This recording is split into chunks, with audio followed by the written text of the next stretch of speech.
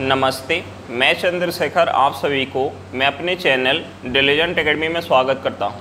हम लोग बिहार एसएससी के लिए एक मैथ का सीरीज स्टार्ट किए थे, जिसमें हम लोग प्रत्येक दिन बिहार एसएससी में आए हुए मैथ का प्रीवियस क्वेश्चन और उस पर आधारित मैथ का क्वेश्चन कर रहे हैं। चलिए आज उस सीरीज में हम लोग आगे की तरफ चलते हैं। इससे पहले अगर आप मेरे चैनल पर नए हो तो चैनल को सब्सक्राइब कर लें और बेल आइकन को प्रेस करना बिल्कुल ना भूलें, ताकि आपको सबसे पहले लेटेस्ट नोटिफिकेशन मिलता रहे। चलिए अब हम लोग क्वेश्चन की तरफ चलते हैं। हमारा क्वेश्चन क्या दिया हुआ है? हमारा क्वेश्चन है किसी धनराशि पर 5% वार्षिक की दर से 3 वर्ष के साधारण ब्याज और चक्रवृद्धि ब्याज के बीच का अंतर 15.25 रुपया होगा। हमसे पूछ के रहे, धनराशि पूछ रहे। अब देखिए हमें क्वेश्चन में क्या दिया, हमें क्वेश्चन में रेट ऑफ इंटरेस्ट दिया हुआ है। हमें क्वेश्चन में रेट ऑफ इंटरेस्ट कितना दिया? 5% वार्षिक दिया हुआ है। और हमें क्वेश्चन में क्या दिया हुआ है? हमें क्वेश्चन में टाइम दिया हुआ है। हमें क्वेश्चन में टाइम कितना दिया? हमें टाइम दिया हुआ है 3 वर्ष का। हमें टाइम कितना दिया? 3 वर्ष का दिया। और हमें क्वेश्चन में क्या दिया? हमें क्वेश्चन में CI माइनस SI दिया हुआ है। CI माइनस SI हमें क्वेश्चन में कितना दिया? हमें क्वेश्चन में दिया हुआ है 15.25 रुपया। और हमसे पूछ क्या रहे? हमसे पूछ रहे प्रिंसिपल, और यहाँ जो ब्याज काउंट हो रहा है, यहाँ जो ब्याज काउंट हो रहा है वार्षिक रूप से काउंट हो रहा है। अब देखिए हमसे पूछ क्या रहे? प्रिंसिपल पूछ रहे हैं और हमें क्वेश्चन में रेट ऑफ इंटरेस्ट, समय और CI माइनस SI दिया हुआ है। अब देखिए यहाँ समय कितना दिया? 3 वर्ष का दिया हुआ है। यहाँ समय 3 वर्ष का दिया हुआ है। तो देखिए यहाँ भी हम सक्सेसिव लगा के निकाल सकते हैं, लेकिन सक्सेसिव लगाएंगे तो हमारा बहुत ज़्यादा पॉइंट में निकल के आ जाएगा। अगर समय 2 वर्ष का होता तो हम वहाँ सक्सेसिव लगा के आसानी से निकाल सकते हैं। तो देखिए यहाँ हम आसानी से कैसे निकाल सकते हैं? यहाँ आसानी से निकालने के लिए हम क्या करेंगे, हम जो है रेट ऑफ इंटरेस्ट को फ्रैक्शन में चेंज करेंगे। अब देखिए 5% को अगर हम फ्रैक्शन में चेंज करेंगे तो ये हमारा कितना हो जाएगा? 1/20 हो जाएगा। अब देखिए हम यहाँ प्रिंसिपल मान लेते हैं, हम यहाँ प्रिंसिपल मान लेते हैं, हम यहाँ प्रिंसिपल मान लेते हैं। समय कितना है? 3 वर्ष का। तो हम यहाँ प्रिंसिपल मान लेते हैं 20 के पावर 3। हम यहाँ प्रिंसिपल मान लेते हैं 20 के पावर 3। अब देखिए हम यहाँ 3 वर्ष के लिए, हम यहाँ 3 वर्ष के लिए साधारण ब्याज और चक्रवृद्धि ब्याज काउंट करेंगे। देखिए हम पहले अगर साधारण ब्याज काउंट करेंगे तो देखिए साधारण ब्याज पहले वर्ष कितना मिल जाएगा? पहले वर्ष प्रिंसिपल का 1/20 मिल जाएगा। अब देखिए हम इसका अगर 1/20 निकालेंगे तो ये हमारा कितना हो जाएगा? 20 का स्क्वायर, यानी ये हमारा हो जाएगा 400। दूसरे वर्ष भी साधारण ब्याज कितना मिलेगा? 400। तीसरे वर्ष भी साधारण ब्याज कितना मिलेगा? 400। क्योंकि साधारण ब्याज की दर से जब ब्याज काउंट होता है तो प्रत्येक साल ब्याज क्या मिलता है? बराबर मिलता है। अब देखिए हम यहाँ चक्रवृद्धि ब्याज काउंट करेंगे तो पहले साल हमें प्रिंसिपल का 1/20 यानी कितना मिल जाएगा? 400 मिल जाएगा। दूसरे साल हमें प्रिंसिपल का 1/20 तो मिलेगा, प्लस का हमें क्या मिल जाएगा? जो पहले साल ब्याज मिला है उस ब्याज का भी हमें 1/20 ब्याज मिलेगा। तो देखिए 400 का अगर हम 1/20 निकालेंगे तो ये हमारा कितना हो जाएगा? ये हमारा कितना हो जाएगा? ये हमारा हो जाएगा 20। अब देखिए हम यहाँ टेबल पढ़ेंगे तो ये हमारा कितना हो जाएगा? 40 हो जाएगा। अब देखिए ये हमारा 40 कैसे निकल के आएगा? तीसरे साल हमें प्रिंसिपल पर 1/20 तो ब्याज मिलेगा ही, प्लस का हमें क्या मिल जाएगा? जो 2 साल तक ब्याज मिला है उस ब्याज का भी हमें 1/20 ब्याज मिलेगा। तो देखिए 400 + 400 का यानी 800 का अगर हम 1/20 निकालेंगे तो ये कितना हो जाएगा? 40 हो जाएगा। बच क्या गया? 20, यानी 20 का भी हमें 1/20 ब्याज मिलेगा। तो देखिए 20 का 1/20 निकालेंगे तो ये कितना हो जाएगा? 1 हो जाएगा। अब देखिए हम यहाँ से CI माइनस SI निकालेंगे। हम यहाँ से CI माइनस SI निकालेंगे तो ये हमारा कितना हो जाएगा? देखिए जब हम साधारण ब्याज काउंट कर रहे थे तो हमें 400, 400 और 400 मिल रहा था, और जब हम चक्रवृद्धि ब्याज काउंट कर रहे हैं तो 400, 400, 400 प्लस का 20 प्लस का 40 प्लस का 1 मिल रहा है। तो हम CI माइनस SI निकालने के लिए क्या करेंगे? हम इसे ऐड कर देंगे। तो देखिए हम इसे ऐड करेंगे तो ये हमारा कितना हो जाएगा? ये हमारा हो जाएगा 61। अब देखिए यहाँ से CI माइनस SI हमारा कितना निकल के आ गया? 61 निकल के आ गया। और हमें क्वेश्चन में कितना दिया? हमें क्वेश्चन में दिया हुआ है 15.25, यानी इस 61 का वैल्यू हमें क्वेश्चन में 15.25 दिया हुआ है। अब देखिए हमें 61 यूनिट का वैल्यू दिया हुआ है तो हम यहाँ से 1 यूनिट का वैल्यू निकाल सकते हैं। 1 यूनिट का अगर हम वैल्यू निकालेंगे तो 1 यूनिट का वैल्यू कितना हो जाएगा? हम इसे अगर 61 से काटेंगे तो देखिए ये 61 से जाएगा, ये 61 से जाएगा 2 बार में। 61 दूनी हमारा कितना हो जाएगा? 61 दूनी हमारा हो जाएगा 122। हम इसमें से अगर 122 माइनस करेंगे, हम इसमें से 122 माइनस करेंगे तो हमारा कितना बच जाएगा? हमारा बच जाएगा 30। हमारा कितना बच जाएगा? 30। हम ऊपर से 5 लेके आएंगे तो ये हमारा कितना हो जाएगा? 305। और 305 61 से कितने बार में जाएगा? 5 बार में। यानी ये 61 से कितने बार में चला जाएगा? ये 61 से चला जाएगा 25 बार में। और यहाँ जो है 2 अंक से पहले दशमलव है तो हम यहाँ भी 2 अंक से पहले दशमलव लगाएंगे। अब देखिए 1 यूनिट का वैल्यू क्या निकल के आ गया? 0.25 और हमसे पूछ के रहा है, प्रिंसिपल पूछ रहा है और हमने प्रिंसिपल कितना मान के रखा है 20 के पावर 3।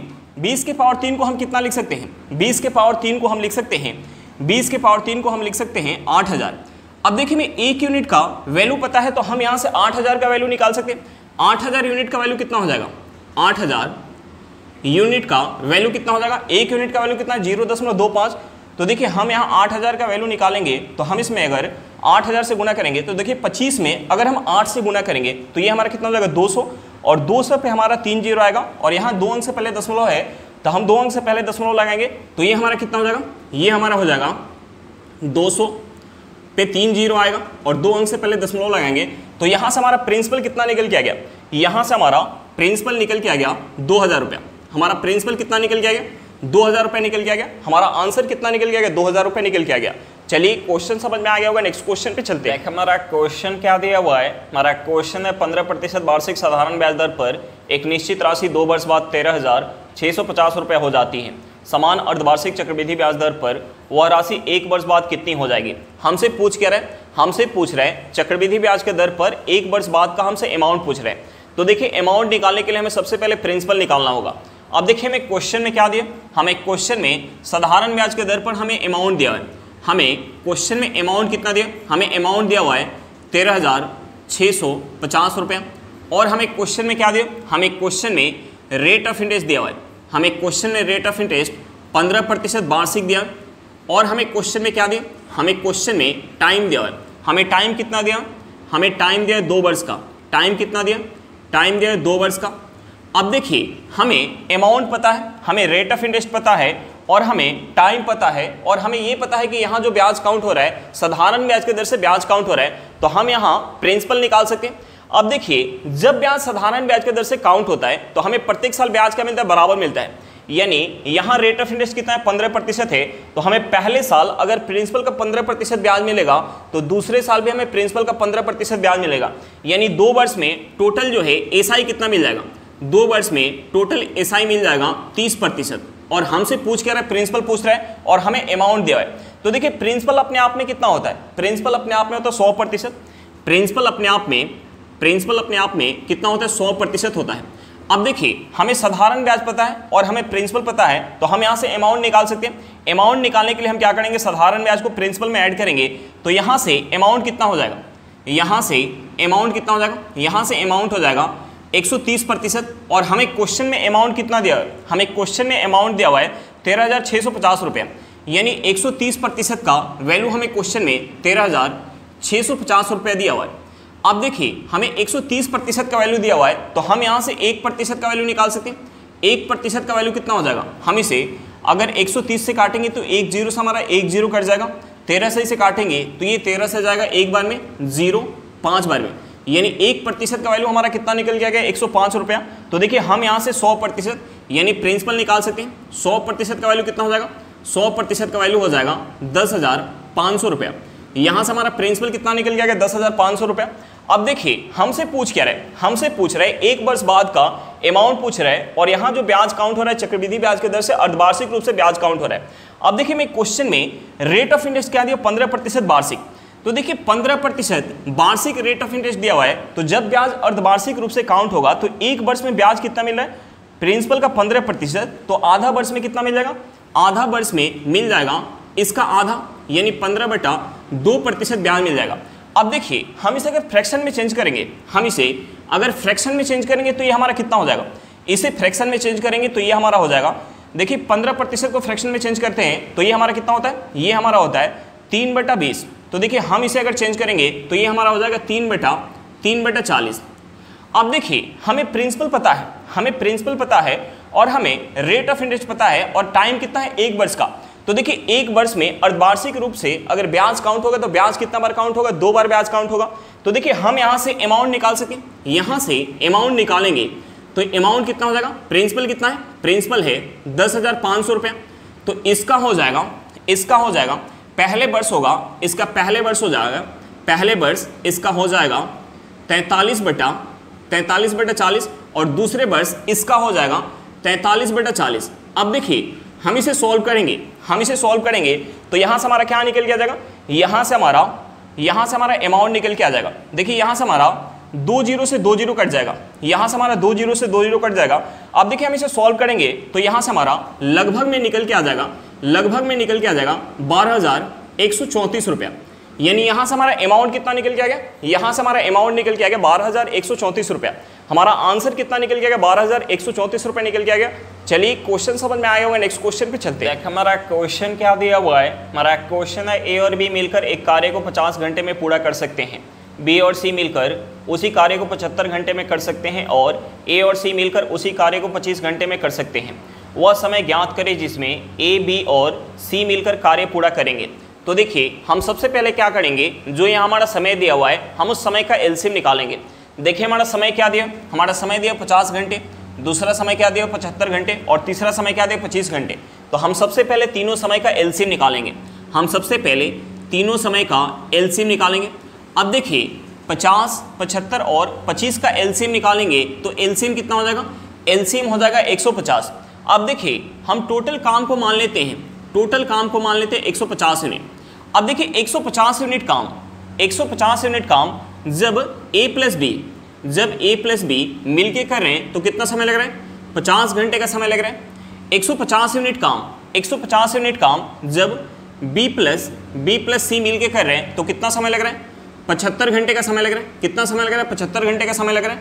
और 150 यूनिट काम जब a प्लस सी मिलके कर रहे हैं तो कितना समय लग रहा है, 25 घंटे का समय लग रहा है। कितना समय लग रहा है, 25 घंटे का समय लग रहा है। तो देखिए यहाँ से हम इनका एफिशिएंसी निकाल सकते हैं।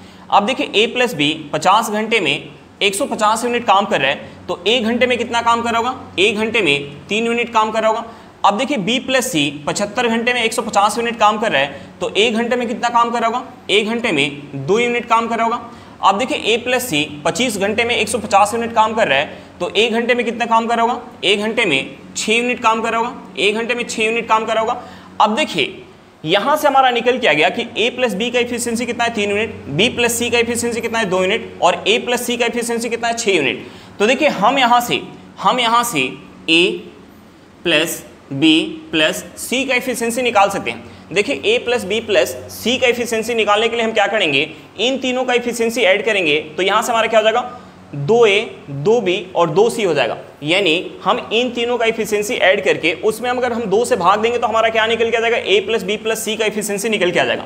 तो देखिए इसे ऐड करेंगे तो ये हमारा कितना हो जाएगा, 3 प्लस 2 5, 5 प्लस 6 कितना हो जाएगा 11, 11 में अगर हम 2 से भाग देंगे तो यहाँ से हमारा a प्लस बी प्लस सी का एफिशिएंसी निकल के आ जाएगा।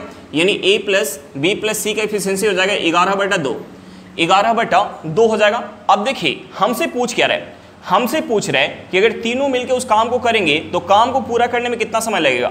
तो देखिए समय निकालने के लिए हम क्या करेंगे, समय निकालने के लिए हम टोटल काम में इनके एफिशिएंसी से भाग देंगे।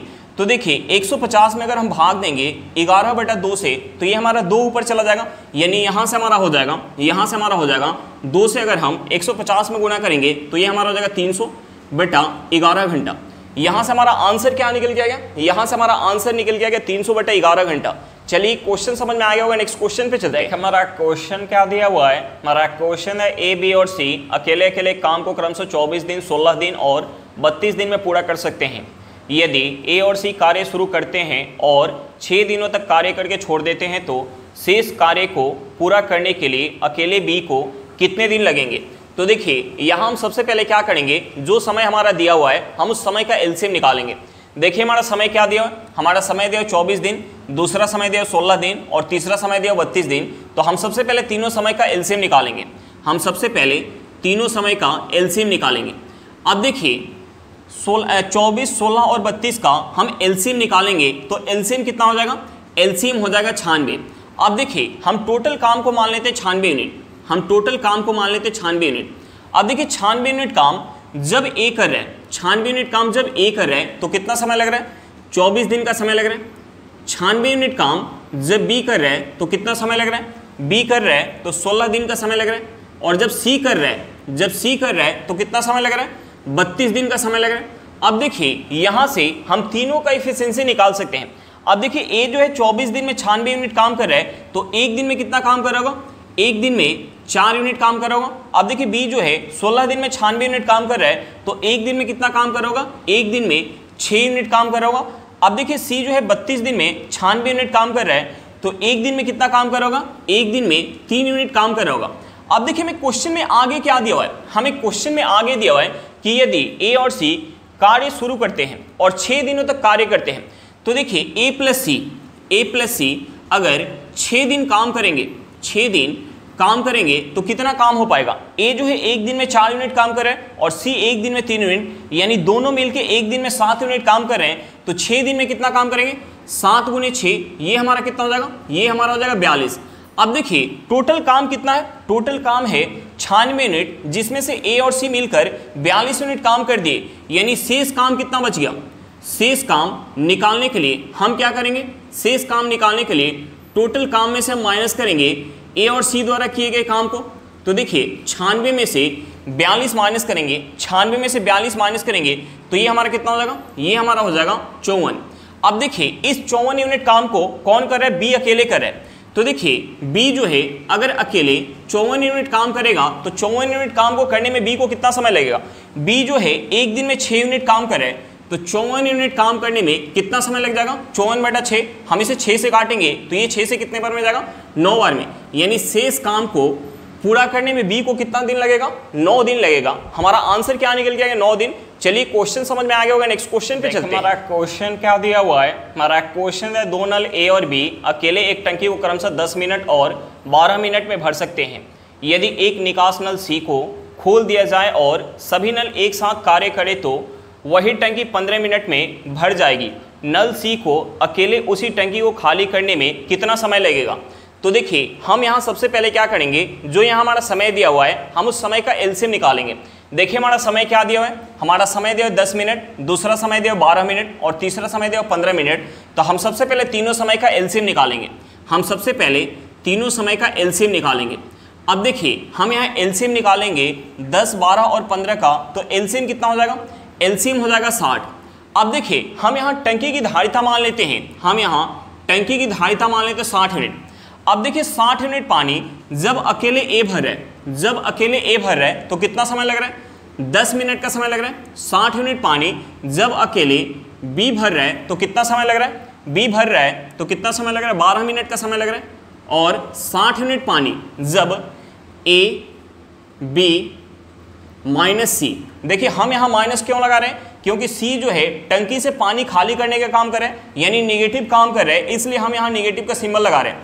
तो देखिए तीनों जब एक साथ काम कर रहे हैं तो टंकी को भरने में कितना समय लग रहा है, 15 मिनट का समय लग रहा है। अब देखिए यहाँ से हम इनका एफिशिएंसी निकाल सकते हैं। अब देखिए ए जो है 10 मिनट में, ए जो है 10 मिनट में 60 यूनिट पानी भर रहा है, तो 1 मिनट में कितना पानी भर रहा होगा, 1 मिनट में 6 यूनिट पानी भर रहा होगा। और बी जो है 12 मिनट में 60 यूनिट पानी भर रहा है, तो 1 मिनट में कितना पानी भर रहा होगा, 5 यूनिट। और तीनों मिलके 15 मिनट में 60 यूनिट पानी भर रहे हैं, तो 1 मिनट में कितना पानी भर रहे होंगे, 4 यूनिट पानी भर रहे होंगे। अब देखिए ए जो है 1 मिनट में 6 यूनिट पानी भर रहा है, बी जो है 1 मिनट में 5 यूनिट पानी भर रहा है, और तीनों को जब एक साथ खोला जा रहा है तो 1 मिनट में 4 यूनिट पानी भर रहा है। अब देखिए यहाँ जो है ए 6 यूनिट पानी भर रहा होगा और बी जो है 5 यूनिट, यानी दोनों मिलके 11 यूनिट पानी भर रहे होंगे, जिसमें से सी कितना खाली कर रहा होगा कि 7 यूनिट पानी भरा जा रहा होगा 1 मिनट में। तो देखिए 11 में से अगर हम 4 माइनस करेंगे तो ये हमारा कितना हो जाएगा, ये हमारा हो जाएगा 7 यूनिट, यानी सी जो है प्रति मिनट 7 यूनिट पानी खाली कर रहा होगा। सी जो है प्रति मिनट 7 यूनिट पानी खाली कर रहा होगा। तो देखिए हमसे पूछ रहा है कि सी अकेले टंकी को खाली करने में कितना समय लगेगा।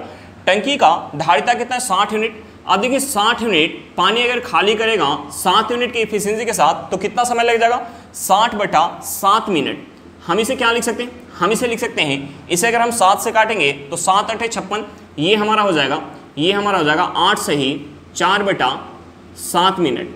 यहाँ से हमारा आंसर क्या निकल गया, यहाँ से हमारा आंसर निकल गया 8 सही 4/7 मिनट। चलिए क्वेश्चन समझ में आ गया होगा, नेक्स्ट क्वेश्चन पे चलते हैं। हमारा क्वेश्चन क्या दिया हुआ है, हमारा क्वेश्चन है रुखसाना ने स्थान ए से स्थान बी तक जाने में 60 किलोमीटर पर घंटा की चाल से यात्रा की और एक भिन्न चाल के साथ उसी मार्ग से वापस लौटी।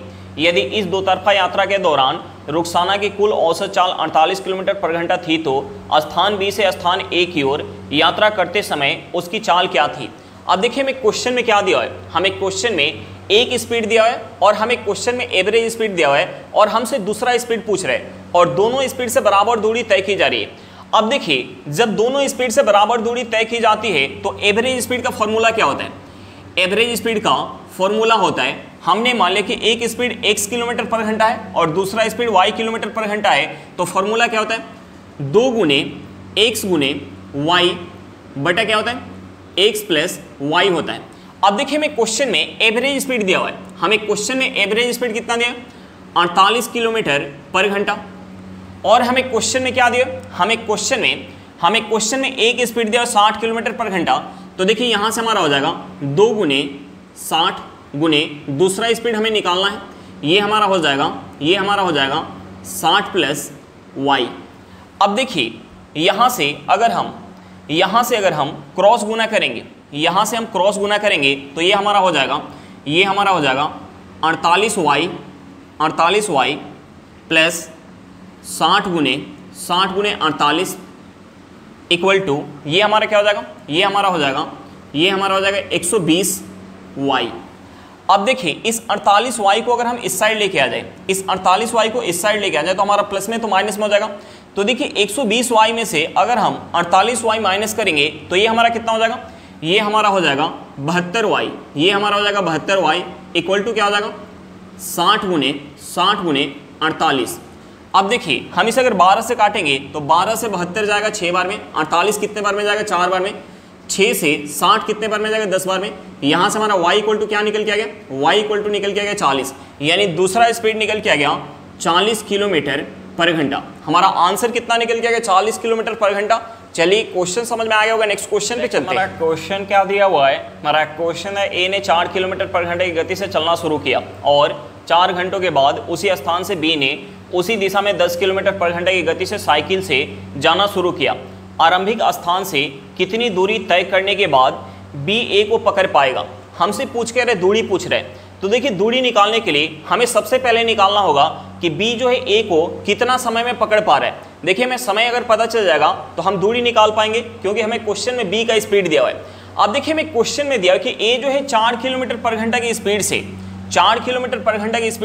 4 घंटा चल रहा है और 4 घंटा बाद बी जो है उसी स्थान से चलना शुरू कर रहा है। तो देखिए 4 घंटा बाद ए जो है बी से कितना दूर चला जाएगा?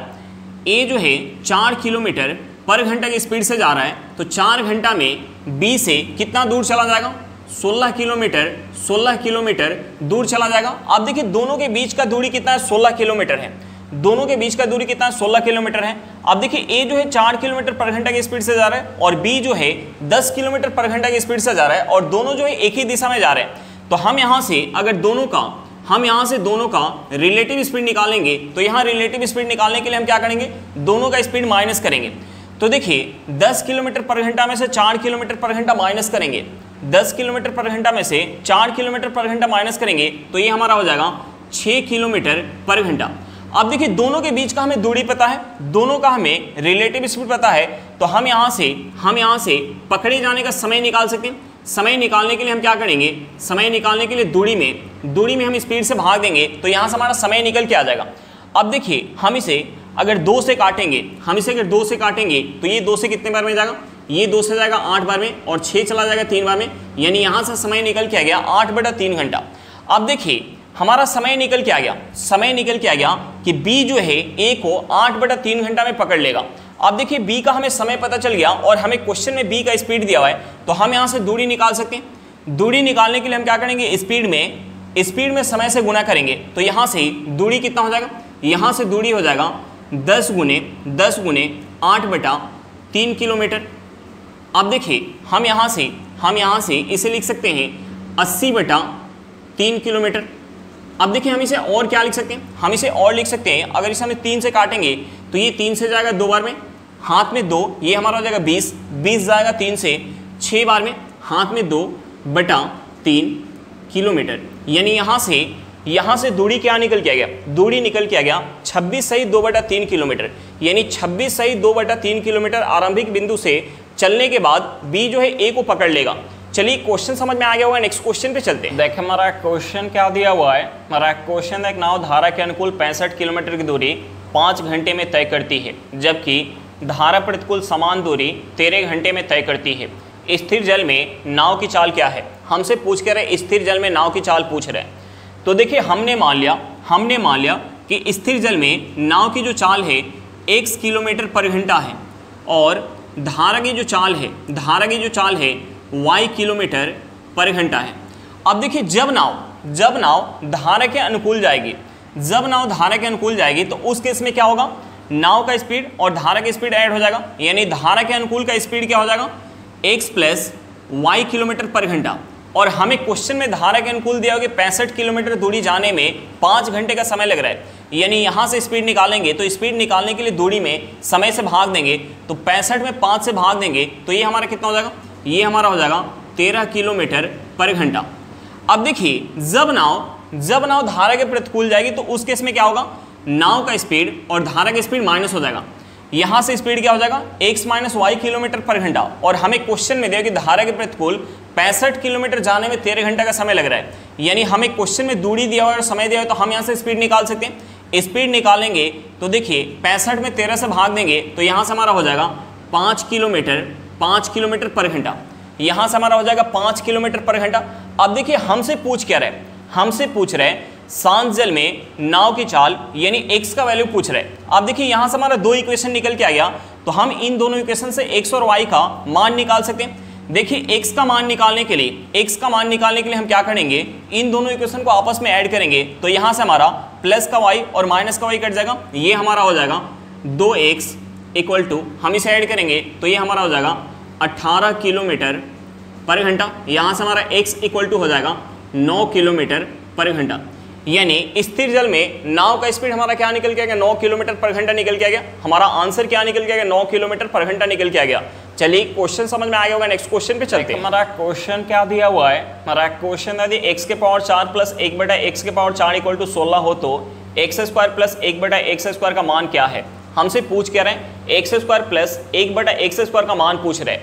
अब देखिए मैं क्वेश्चन में क्या दिया, हमें क्वेश्चन में दिया हुआ है x की पावर 4 प्लस 1 बटा x की पावर 4 इक्वल टू क्या दिया, 16 दिया हुआ है।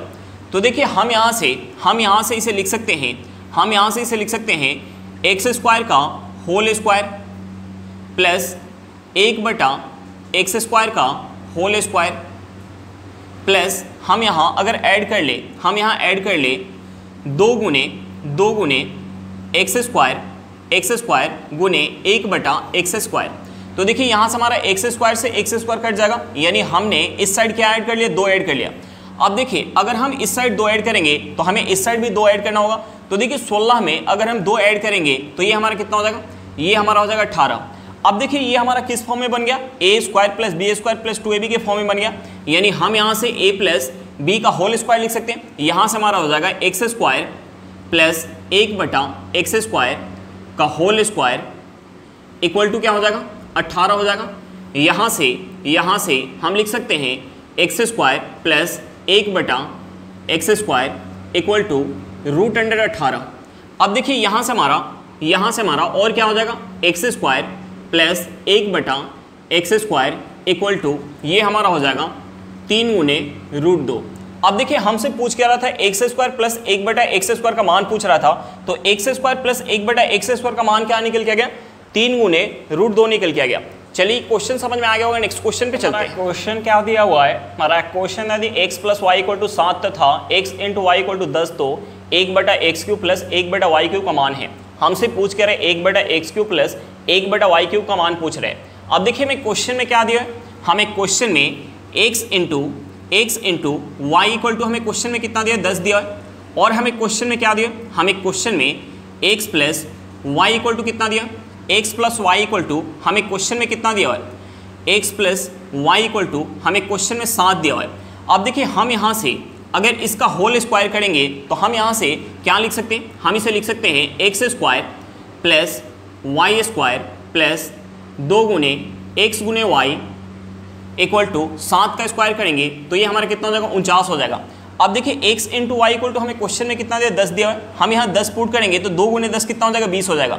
अब देखिए इस 20 को अगर हम इस साइड लेके आएंगे तो हमारा प्लस में तो माइनस में हो जाएगा, यानी 49 में से 20 माइनस करेंगे तो ये हमारा कितना हो जाएगा, 29 हो जाएगा। यानी हम यहाँ से लिख सकते हैं x square plus y square equal to 29। अब देखिए हमसे पूछ क्या रहे हैं, हमसे पूछ रहे हैं 1 बटा एक्स क्यूब प्लस 1/y³। तो देखिए हम इसे लिख सकते हैं x³ प्लस y³ बटे x इंटू वाई का होल क्यूब। हम इसे और क्या लिख सकते हैं, हम इसे लिख सकते हैं x plus y into x square plus y square minus x into y बटे हमारा क्या हो जाएगा x इंटू वाई का होल क्यूब। अब देखिए हम यहाँ मान पुट करेंगे तो यहाँ से हमारा आंसर निकल के आ जाएगा। अब देखिए x plus y equal to हमें क्वेश्चन में कितना दिया 7 दिया है, तो यहाँ से हमारा हो जाएगा 7। अब देखिए x square plus y square equal to हमारा कितना निकल के आ गया 29, तो ये हमारा हो जाएगा 29 minus x into y equal to कितना दिया 10 दिया है बटा ये हमारा हो जाएगा 10 का क्यूब। अब देखिए यहाँ अगर हम माइनस करेंगे तो ये हमारा कितना हो जाएगा 29 में से 10 माइनस करेंगे तो ये हमारा हो जाएगा 19 में अगर हम 7 से गुणा करेंगे तो ये हमारा कितना हो जाएगा 133 और 10 का क्यूब करेंगे तो ये हमारा कितना हो जाएगा 1000। 133 में अगर हम 1000 से भाग देंगे तो ये हमारा हो जाएगा 0.133। यहाँ से हमारा आंसर क्या निकल के आ गया 0.133 निकल के आ गया। चलिए क्वेश्चन समझ में आ गया होगा। आज के लिए इतना ही, फिर मिलते हैं नेक्स्ट क्लास में। अगर क्लास अच्छा लगे तो क्लास को लाइक करिएगा, अगर आप मेरे चैनल पर नए हो तो चैनल को सब्सक्राइब करिएगा और क्लास को अपने दोस्तों के साथ शेयर करना बिल्कुल मत भूलिएगा। चलिए बाय बाय।